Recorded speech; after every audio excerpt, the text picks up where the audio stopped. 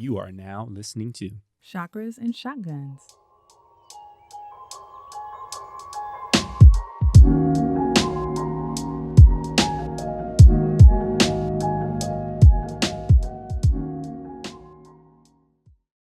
Welcome to Chakras and Shotguns, the podcast that guides you on a journey of spiritual development and personal preparedness. I'm Jen, a certified yapper.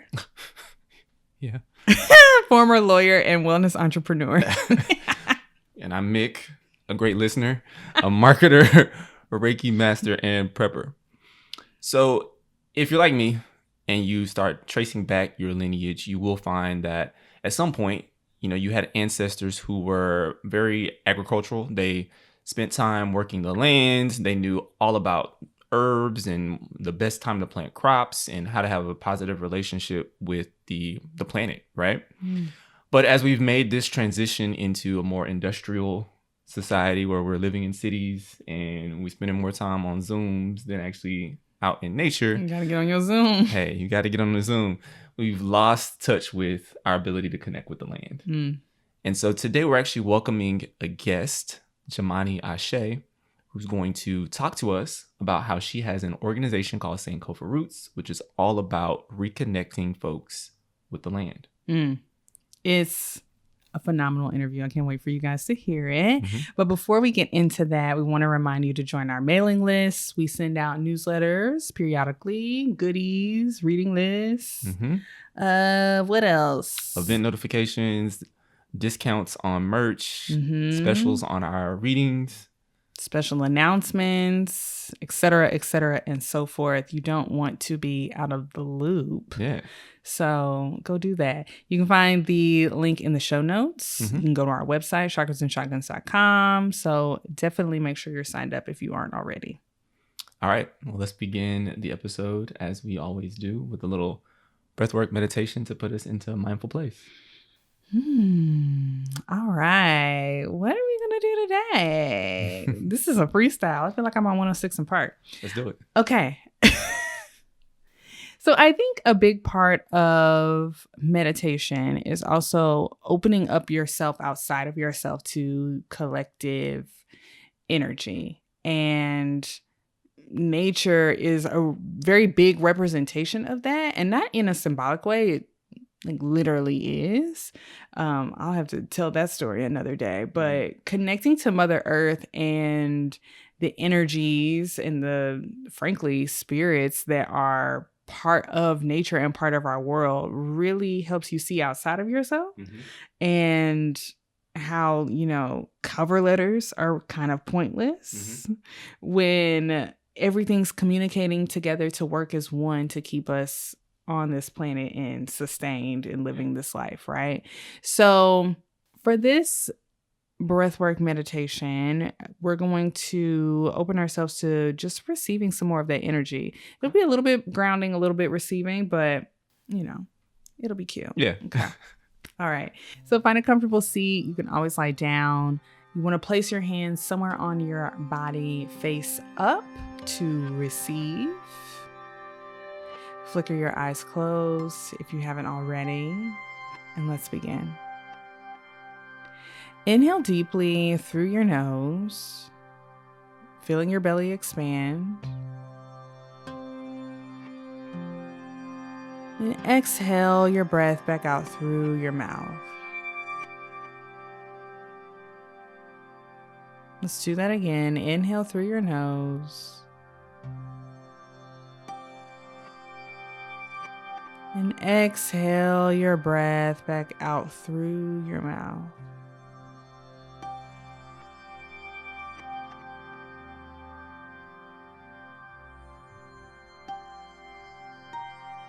Let's do one more together. Inhale through your nose.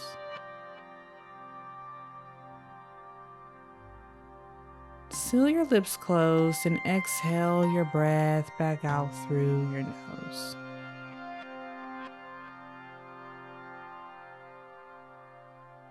Allow yourself to breathe normally. Just noticing your inhales and your exhales.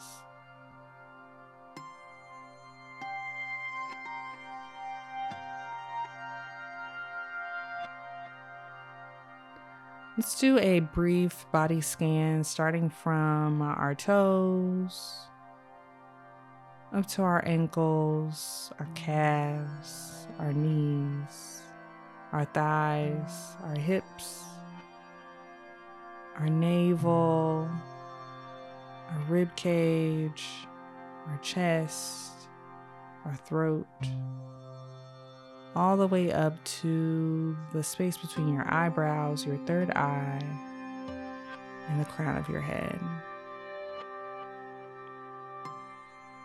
Where can you adjust and get more comfortable? Where does your awareness maybe bring some sensation?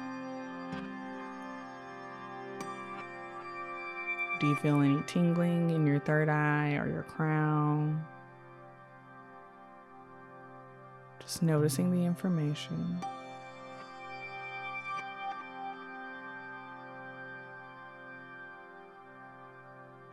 Visualize yourself standing in nature.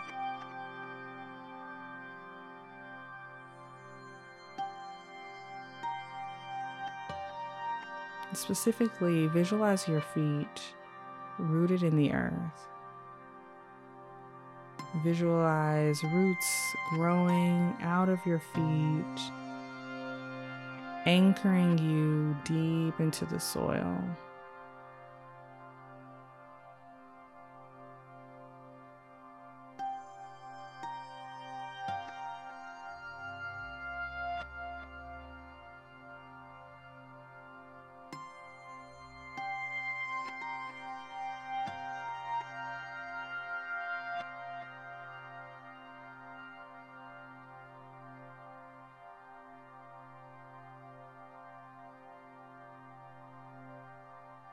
Keeping the energy and the frequency of connectedness.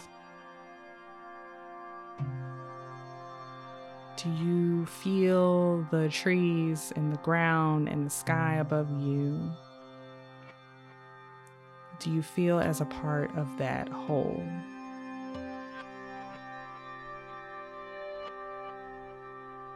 That we're all beings of a collective energy, and that separation doesn't really exist when we're thinking of nature and how nature works.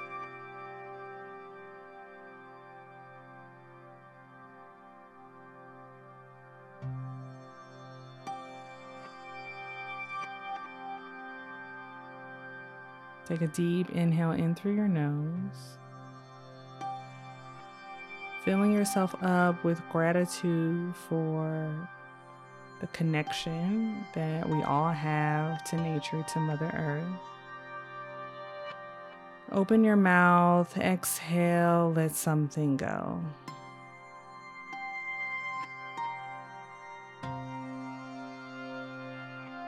Take one more inhale deeply through your nose. Exhale, let something go.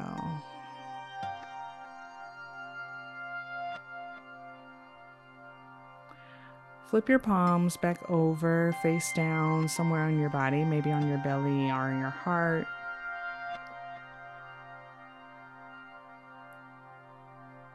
Start to wiggle your toes, maybe rotate your ankles.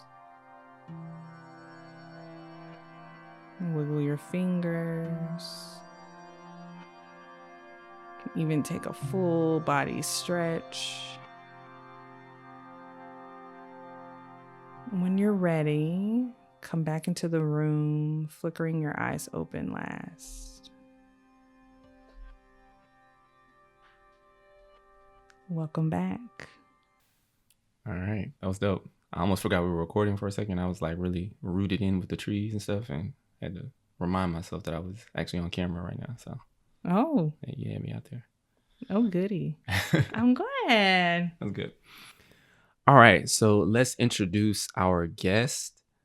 Jamani Ashé is an Afro-Indigenous, gender-free community organizer, earth tender, and time traveler living on unceded Nisenan land, or Nisenan. I don't know if I pronounced that correctly. Forgive me if I got that wrong.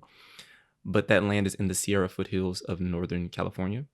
She is a survivor and a survivalist and has committed her life's work to building critical skills for disaster preparedness and climate resilience.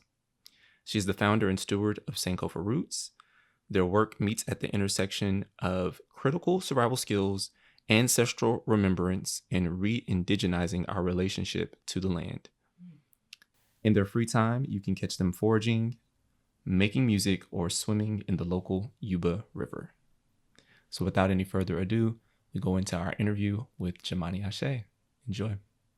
All right, Jamani, thank you so much for joining us today. We're so excited to get into this conversation and talk with you about your organization and how folks can better connect with land.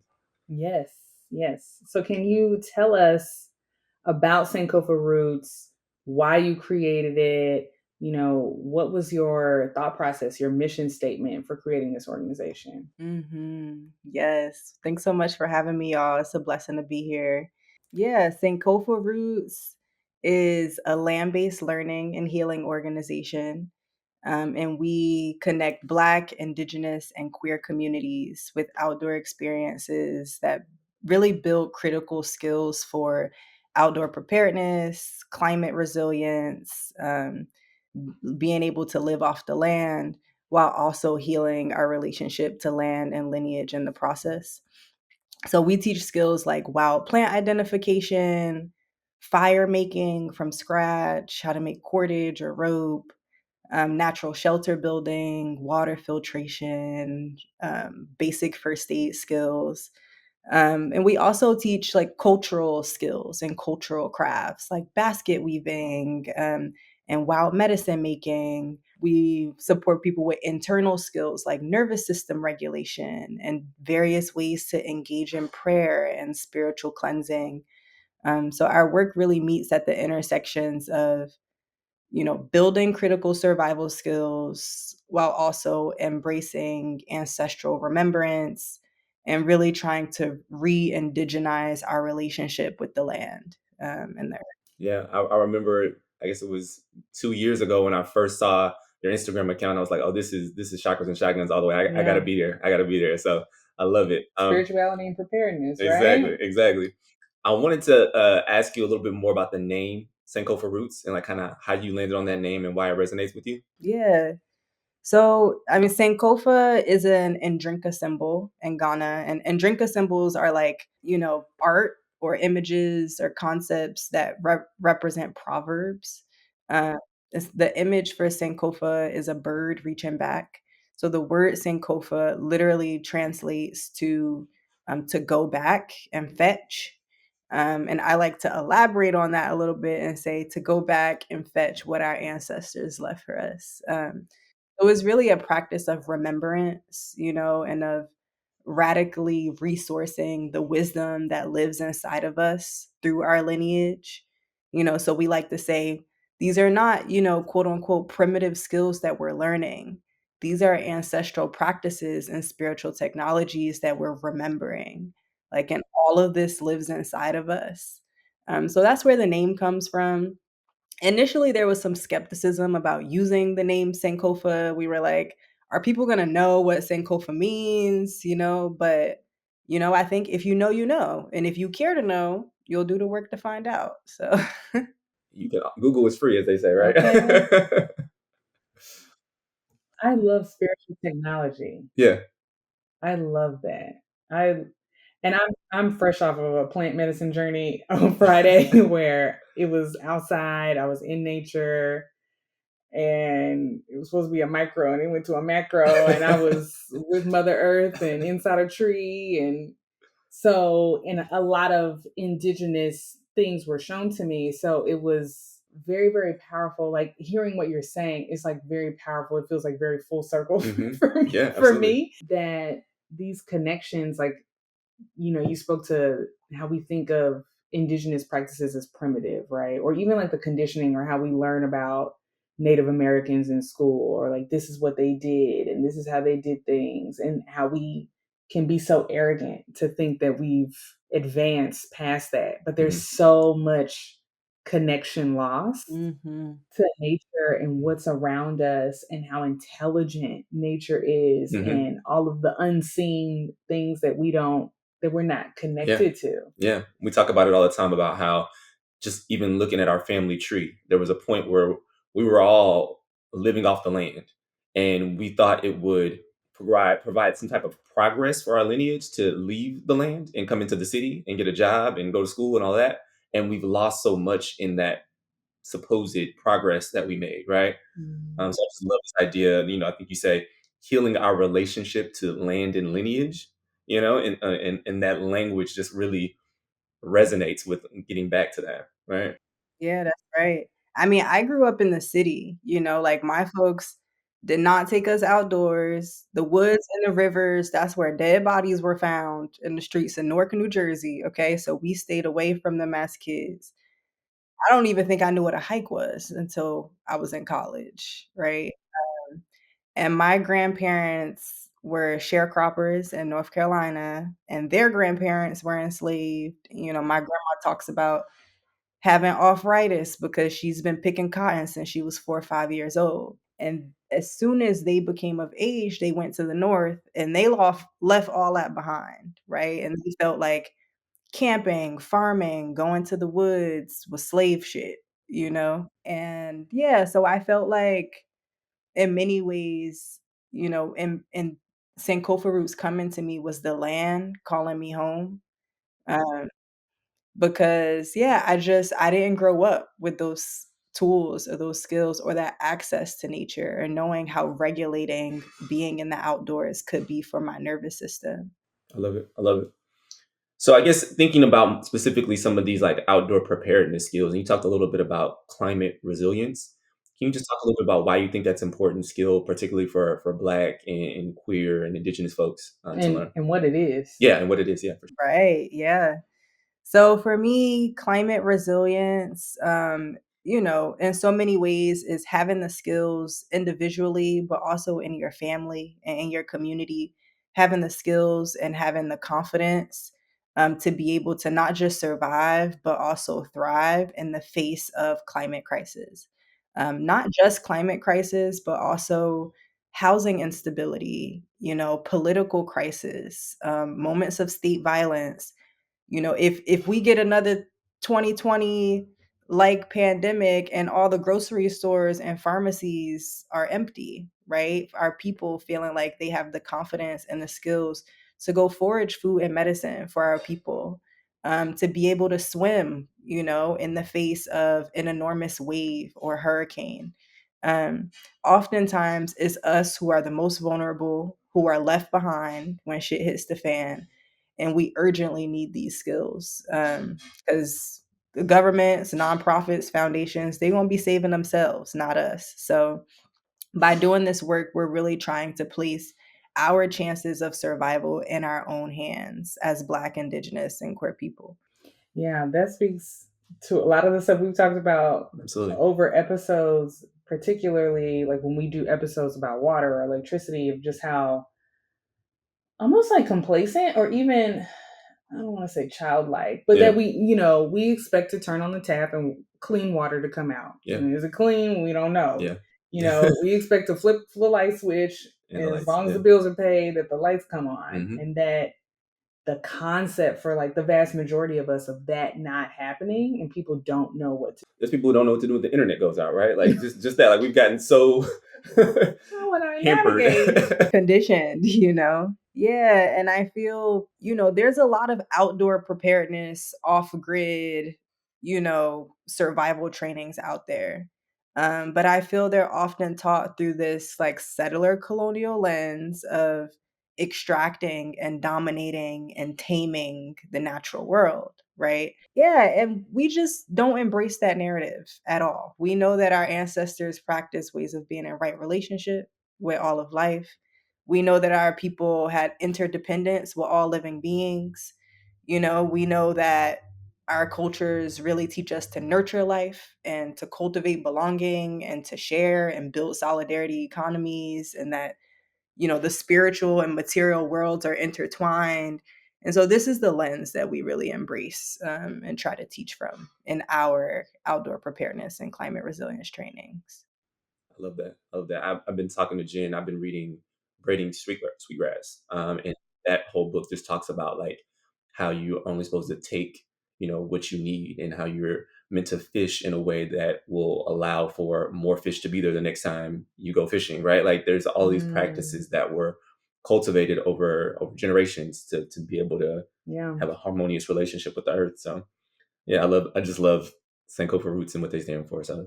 So there are people who want, and myself included, I would love to know more about outdoor preparedness and like, because admittedly, if you drop me off, I'd be like, what's that? Do I have an app? Is it offline? Yeah. But I often feel intimidated of like, okay, if I do a weekend here or a weekend there, will I know enough? Will I be prepared enough? And maybe this is other people's perspective, but if I get overwhelmed, it's like, well, if I can't master it, then it might not be worth doing. Or like, I don't know if I can get enough out of it in one weekend and keep my skills up. And I feel like I have to really dedicate myself to just being prepared outdoors. And you already feel like you don't have enough time for the stuff you got going on. So it's like, so what do you say to people who may feel intimidated by that? They're like, well, I don't know if I'm ever going to be, able to go on that show. Was it Naked and Afraid or Survivor? But I do want to learn something. How can I get the most out of it with Sankofa roots? Well, sidebar, I just want to say, I actually got invited to be on Naked and Afraid like a couple years ago, but I respectfully declined because, it's just not the kind of show I'm trying to be on. Like, invite me on Alone or something, like not Naked and But yeah, back to your question. Yeah, what would I say to people who feel intimidated by the experience? One, just the land is calling you. Mother Earth is always welcoming you home to be in deeper relationship with her. And you could start in your backyard, when our trips are beginner friendly. So people can just show up as they are. You don't have to bring any equipment. We'll provide all the equipment that you need. If you are feeling intimidated, I tell people try to go camping in your backyard. Like do that first before you come into the woods, just so you have the experience. Or have like a sleepover with your friends in the tent and just build a tent in your living room, right? But just to break yourself in a little bit. Yeah. And I would also just ask, like, how liberating would it be to know how to keep yourself warm through building fires and not have to pay an electricity bill? Or to be able to filter your own water and not have to pay for filters or drink poison, or yeah, just to have the skills and the confidence to support your family and your community in that way. And also thinking about intergenerational responsibility, right? So like what we learn today will stay in our cellular memory for 7 generations to come or beyond, right? And everything that's in us has been transferred down through cellular memory for many generations. The trauma, yes, but also the gifts, the skills, the brilliance. And so everything that we put inside ourselves, everything we know how to do with our hands matters, because all of that is going to be passed down to the next generation and the next generation and the next generation. And so if you're intimidated to do it for yourself, do it for future generations. Because our people are going to need these skills. I love it. I love it. I think this is probably a good time for me to kind of talk about my experience. So I think for me, I had not been in a tent camping situation in probably, I think it had been 11 years since I had done a camping trip. And I saw that the advertisement on Instagram about Sankofa Roots and the skill workshop that they were doing. And I was like, I got to make this happen. And so I worked it out with Jen. She was going to watch the girls. I drove up from LA all the way up to the Bay Area. And had an amazing time learning so many different skills, making new friends, and learned how to put together a structure to sleep under naturally with sticks and leaves, and it was amazing. We even learned how to build a stretcher out of like hoodies and jackets. If you ever needed to get someone off a mountain, or and you're in the wilderness and you need to carry someone, we went down to the river, and I learned how to different types of filters and like understanding what they can filter out. So it was an absolutely amazing time. I highly recommend it. I know there's a couple more this year, and hopefully there'll be a ton next year that you guys can check out. So that's my plug for Sankofa Roots and going on one of their. Much, Mick. Yes, we're really blessed to have you in the Senko Fruits community. Awesome, awesome. Tell me a little bit about some of the challenges though that you may have faced when kind of getting this off the ground, and some of the experiences that you put together. Yeah, I would say one, just finding safe places to host our trainings. Right now we rent land, backwoods. We don't go to campsites. We try to take people into the backwoods in a realistic situation. And yeah, it's just one, not a lot of Black or Indigenous people own land, right? So a lot of the landowners, I think over 97% of landowners in the United States are white folks. Um, and so just finding spaces that are stewarded by us and for us, that are safe for us to experiment and learn and heal together, where we don't have to see no white people all weekend, is important, right? And that has totally been a challenge. And yeah, we have been on a journey towards fundraising so that we can, potentially financially acquire some land and community and have a safe space to host our trainings, to share with community members so that they can have outdoor experiences of their own as well. So that's definitely been a challenge. Yeah. And I would say, I mean, honestly, I think people have high expectations of us in the work, just because I feel like we're doing something that is so urgently needed, and so deeply connected to healing justice and ancestral remembrance. And sometimes we disappoint people because we are human, and we are a part of this worldly experience. But we've had challenges in the past with people like really wanting us to require masks at our trainings, right? And because we do outdoor programming and we really want to build connection and relationship. That's not something that we require, but people have free will. Um, we also like to hire folks who have lived experience in either housing disability, or, I mean, housing instability, or climate crisis or political crisis. Like, we would like to hire folks with lived experience who learned their skills and cultivated their skills through lived experience. And oftentimes, those folks don't have a lot of experience with being woke, quote unquote, right? Or like gender expansiveness, and understanding that. And so, yeah, I think that's a challenge too. Just some about my background, like before I did, outdoor preparedness work, I worked in abolitionist organizing. And so I work with people who were in prison and people who were recently returning home from being imprisoned. And I did a lot of conflict transformation work, mediation, accountability processes. And part of my deep value system is that, yeah, like I just have a bigger tolerance for growth and forgiveness and transformation than most people.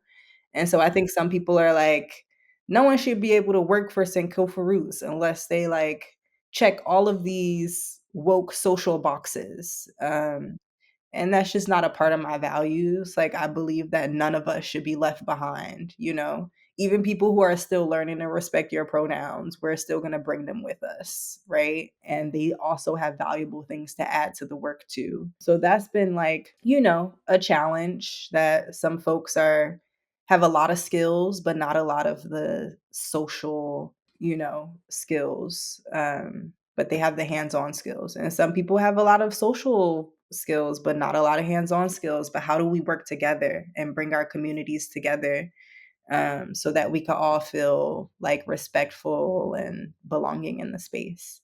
So I remember at the training back in 2022, we did do some kind of reflective circles, and we had even like an altar where we laid out some things. So I wanted to just talk a little bit, or have you address the spiritual component of Sankofa roots, and why that's important to you, and kind of some, even talk about maybe some of the experiences that you've had spiritually connecting with the outdoors. Yeah, most definitely. Yeah, I mean, my work with Sankofa roots feels like a deep spiritual practice, of reconnecting to my ancestral practices, of awakening within my cellular memory. My spirituality can't be like defined in a word or a category, I feel, but it's very intergenerational, and I we pray to the land and we pray to future generations, and we understand that nature has the ability to regulate us and heal us on a cellular and intergenerational level. And that by deepening our relationship with her, with Mother Earth, we're able to heal spiritually and expand our spiritual capacity. Yeah, and so I think those are some of the spiritual skills that we try to cultivate through the work. Yeah, and just like some folks are on a ancestral journey, so much of what colonization does is sever relationship, and for many of us, the relationship with the lands that we come from and live on have been severed, and our relationship with our lineages and ancestral customs and spiritual practices have been severed. So yeah, part of our spiritual practice is to remember that we all exist in relationship to each other, to deepen these relationships, with our ancestors, with the land, and so that we can be in a heart space of remembrance. I love that. Yeah. I love that so much. And just thinking about, you ask white people like their knee jerk reaction to camping. It's like, that's what white people do. Mm-hmm. And that we've let like these knee jerk concepts about what being outside looks like Yeah. keep us from this really, really deep connection. Yeah. So I just love all of this. I love all the Yeah. work that you do. I think about my mom, and my Oh, mom yeah. literally does not like being outside, like at all. Like, even not even the front yard, not the backyard. She's like, I don't want to be outside. And so I just like thinking about how I want to change that narrative in my lineage, and I want my girls to experience being outdoors and have an appreciation from the for the outdoors that, even in our immediate lineage isn't there, right? So I want to try to correct that and really, get them to have a relationship with Mother Earth that was not something that was taught to me. And so Yeah. So with that, yeah. this amazing work that you do, you're overcoming these challenges, you're finding new places to be outside. How do you envision the future of Sankofa Roots? Like, what's next? Yes. Yeah, we definitely envision, continuing programming, and having more offerings for folks, through community. We want to steward land, in community, and possibly have multiple sites around the country or even internationally. And also having year-round programs. We want to have summer camps and after-school programs. And these are things that stewarding land makes possible, right? When we have a base camp or a home site, so that these programs become possible. We have our signature outdoor preparedness and survival training. But we also want to build community in ways that allow other people to share their brilliance as well. So we have one community member who's about to start offering an animal processing course through Sankofa Roots. We have a community member who offers mushroom foraging with Sankofa Roots. And so I am not the keeper of all skills. And the goal is to, yeah, build community so that we could teach and learn from each other. Awesome. Beautiful. I'm sure you have inspired a lot of our listeners just from hearing the work that you're doing. Please let them know how they can get in contact with you, how they can connect and participate with Sankofa Roots. Yes, you can find us on our website at sankofaroots.org. You could also find us on Instagram or Facebook, Sankofa Roots, or at Sankofa Roots. And if you're interested in collaborating, there's a form, a contact form on our website you could fill out. Or you could email me at jamani@sankofaroots.org. Yeah, we have events that are open to all, and we also do private events. So if you would like us to host something just for your staff, or just for your after school program, we're totally open to that, and we love that. Well, thank you so much. This was such a pleasure. Yes. Hopefully I can do something with Sankofa Roots. Yeah. I'm just holding down the kiddos, but We're gonna get the family. We're gonna get the family up there. For sure. Yes, we would love that. Thank you. Yeah, thanks y'all so much. Yeah, this was awesome. All right, we'd like to thank Jamani again for sharing her story with us on Chakras and Shotguns. Be sure to give her a follow and consider supporting Sankofa Roots. Yes, for sure. All right, that's the show. Friendly reminder to join the mailing list, if you want to know what's going on, or I don't know, be in the know and be one of the cool kids, whatever. So you can use the link in the show description. And finally, guys, if you're loving the show, please remember to give us a 5-star rating on wherever you listen. Namaste.